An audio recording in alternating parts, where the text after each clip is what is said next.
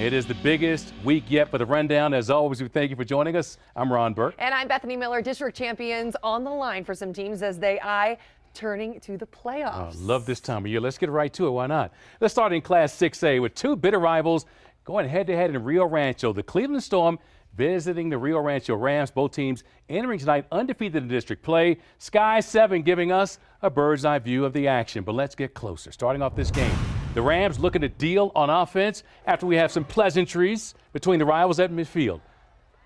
Pass to Dominic Valencia on the slant. That's from J.J. Ariano. Gain of 10 on the first down. The drive continues. Ariano this time can't find an open receiver. His throw is then tipped and intercepted by A.J. Manning, and the Storm said thank you very much. We'll take over on offense. And their quarterback, Jordan Hatch, fires a throw to Jaden Davis, who adds the yak. Yards after the catch, and he's tackled inside the 10. Davis making sure everybody knows this is a first down.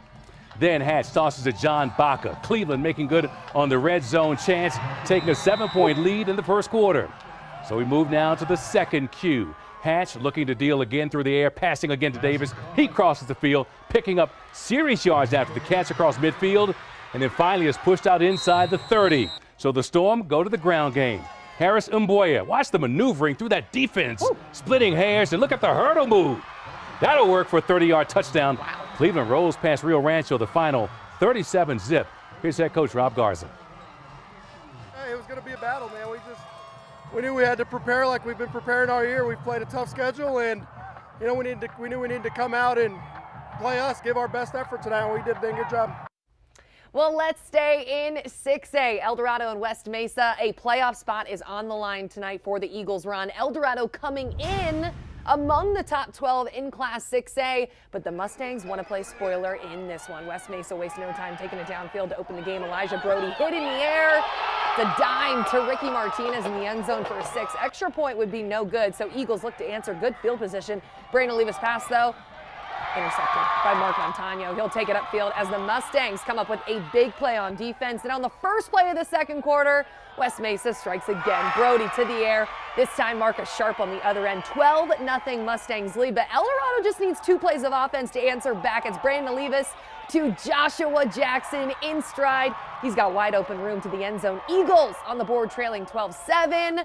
West Mesa, though, they're not phased. Elijah Brody showing what he does best. Look at this touchdown run, Ron. Just losing guys. Breaking the tackles into the end zone. Mustangs go into half up 19-14, and West Mesa is your winner tonight, the final 39-21. Now we move to the Field of Dreams. Las Cruces and Centennial battling out for a 6A district title. Centennial in close range. The quarterback, Zayden Davis, keeps it. Hawks take a 14-7 lead. But turnabout is fair play because Las Cruces is going to work from inside the 5 here. Daniel Amaro gets the pitch. Bulldogs cut it to 1, down 14-13. Then Centennial is going to run a play fake here. Nice piece of offense as the fans look on for Davis to throw back to Jesus Barraza. He is uncovered. What do you think's about to happen as he rumbles toward the end zone for the touch? Hawks lead 21-13. They're going to take down the Dogs 30-23 to win the district championship.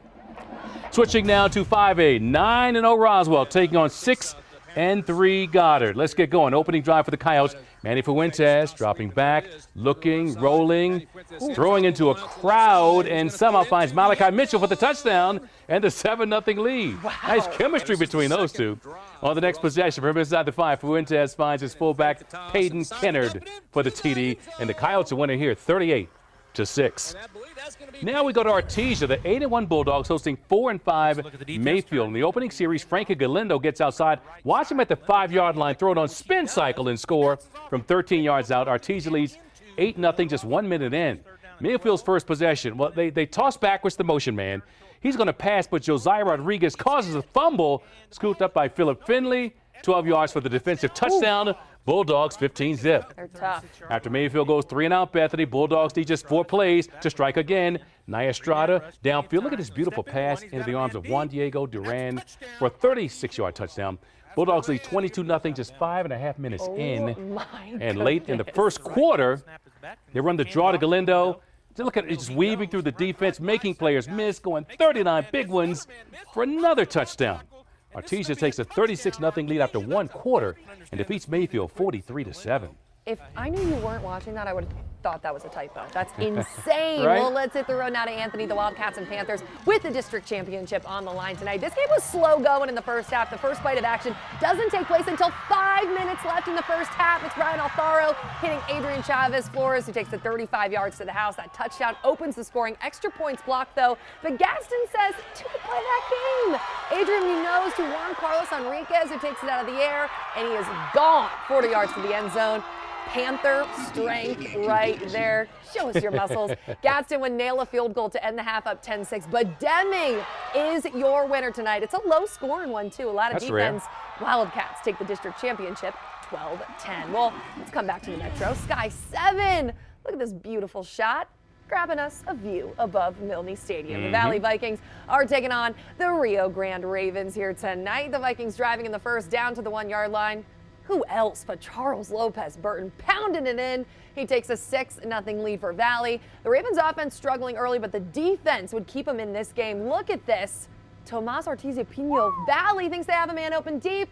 Pino reads it perfectly, gets the interception. Nice Now, the work. Ravens would fumble on offense, though. Valley, well, they're going to make them pay. Taze Wilson gets the handoff, and he is going to take it 23 yards to the house. Maybe. That's the interception there, whatever. It was so good. It was so good we saw it again. Valley runs away with this one, 55-0. So nice, we show it twice. Woo! From Milne to Wilson Stadium, Albuquerque High facing Manzano. We begin with the Monarchs with the ball. This run from Marvin Watson from Mr. Watson is hardly elementary. Reads as a first down on the score sheet, but he breaks tackle after. The score sheet doesn't tell you all of this, right? Goodness. Before finally being brought down. Tough running, although the drive does stall. Now the Bulldogs going to work. Frank Wren finds a wide open Isaac Houlihan in the middle of the field. They pick up the first down. And later in the drive, Wren's going to keep it himself. Watch him avoid going out of bounds on the far side. And he is outracing the defense for the touchdown, getting separation. Bulldogs winning a close one, 14-13. What a game there. Well, now let's travel to Berlin as the Eagles host the Piedra Vista Panthers. Opening kickoff, Panthers with a fake reverse. They're going to fake out the cameraman for a minute. He's got his bearings, though. Don't worry. Mason Courtney off to the races. 99 yards. He's slowing down, too. Was he? Oh, he was touched right at the end. I thought he was going touch. That is a touchdown. Great work there. So now Berlin, they're driving. Hunter Garcia finds Logan Gonzalez. Looks like a drop.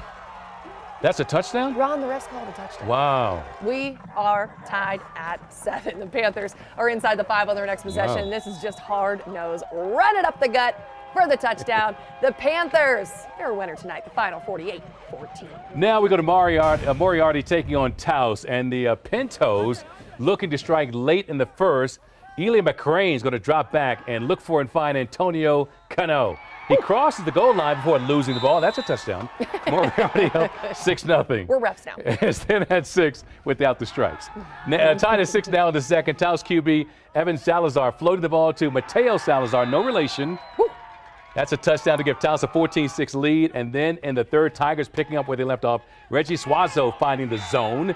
And the Taos Tigers go to Moriarty and come away a winner, 21-12.